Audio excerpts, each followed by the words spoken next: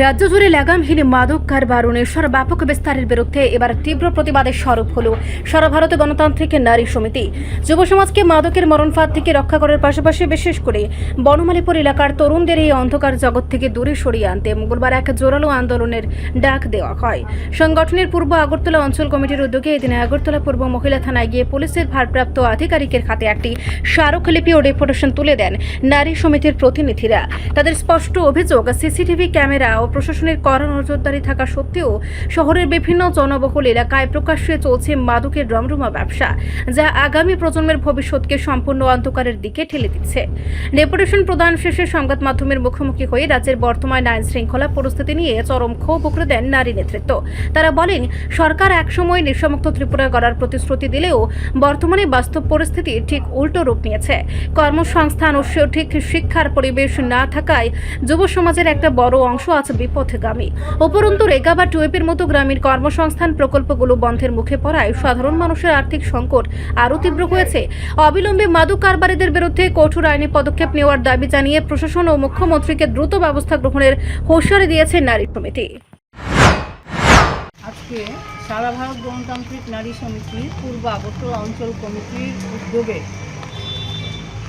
একটি অত্যন্ত জরুরি বিষয় আমাদের পূর্ব থানার যে মহিলা ওসি ওনার কাছে আমরা মিলিত হয়েছি। বিষয়টি হচ্ছে আজকে গোটা রাজ্যকে নাড়িয়ে দিচ্ছে, সেটা হচ্ছে নেশা। আমাদের আগামী যে ভবিষ্যৎ প্রজন্ম সেটাকে ধ্বংস করে দিচ্ছে। আমাদের আজকে প্রায় বলা যায় অনেক পরিবার তাদের সন্তান সন্ততিদের আজকে অত্যাচারে অতিষ্ঠ নেশা।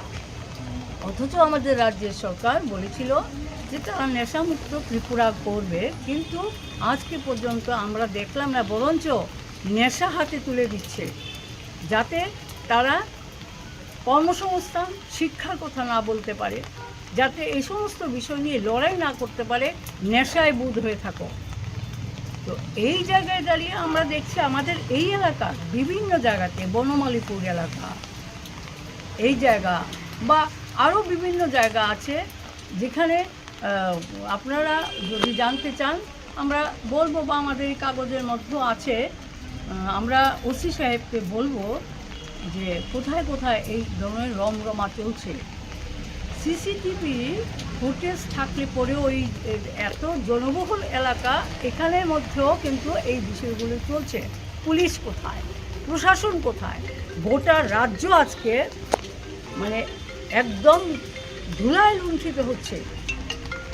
গোটা রাজ্যের মধ্যে যে এই পরিবেশ, একদিকে মানুষের খাদ্য নেই, কাজ নেই, শিক্ষায় আজকে প্রচণ্ড ত্রুটি দুর্বলতা চলছে, শিক্ষার উপর আক্রমণ চলছে। সেই জায়গায় দাঁড়িয়ে যে গরিব মানুষের জন্য যে কাজ, রেগা টুয়েপ, এগুলি আজকে বন্ধ করে দিচ্ছে, প্রায় বন্ধের পথে। বামফ্রন্ট সরকার যখন ছিল তখন 96 দিন 97 দিন রেগার কাজ হয়েছে, অথচ এখন 32 দিনেরও রেগার কাজ দিতে পারছে না। যেখানে কিছু রেগার কাজ হচ্ছে তাও মণ্ডলের নেতারা অর্ধেক মাঝ রাস্তা থেকেই নিয়ে চলে যাচ্ছে। তো এরকম একটা তুগলকি রাজ্য চলছে। এই রাজ্যের মধ্যে আমাদের রাজ্যের মুখ্যমন্ত্রী, উনি ডাক্তার মশাই, উনি কি করে এই নেশার যে কারবারি চলছে বা নেশায় বুথ করে দেওয়া হচ্ছে, এইগুলি উনি কিভাবে মানে সহ্য করছেন? উনার উচিত প্রশাসনকে নির্দেশ দেওয়া। একটা মুখ্যমন্ত্রী যখন রাজ্যে হয় তখন তার সঙ্গে কোনো দল থাকে না, সমগ্র জনগণের জন্যে এই মুখ্যমন্ত্রী। কাজেই এই মুখ্যমন্ত্রী কিছুই করছে না, আমাদের ভবিষ্যৎ প্রজন্ম শেষ হয়ে যাচ্ছে, অভিভাবকরা অতিষ্ঠ হয়ে যাচ্ছে। আমরা বলবো যে ইতিমধ্যেই কঠোর ব্যবস্থা গ্রহণ করতে হবে। শুধু প্রয়োজনীয় ব্যবস্থা না, কঠোর ব্যবস্থা, আইনি ব্যবস্থা নেশা কারবারিদের বিরুদ্ধে করতে হবে।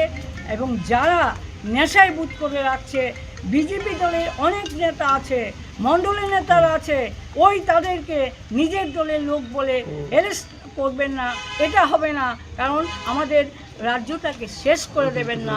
রাজ্যটা যেমন আপনার, রাজ্যটা আমাদের, প্রত্যেক মানুষের। রাজ্যকে রক্ষা করার দায়িত্ব হচ্ছে আমাদের, আপনাদেরও। কাজেই আমি বলবো যে এই পরিস্থিতি থেকে পরিত্রাণের জন্যে রাজ্য সরকারকে কঠোর ভূমিকা পালন করতে হবে। রিপোর্ট সংবাদ প্রতীক্ষা।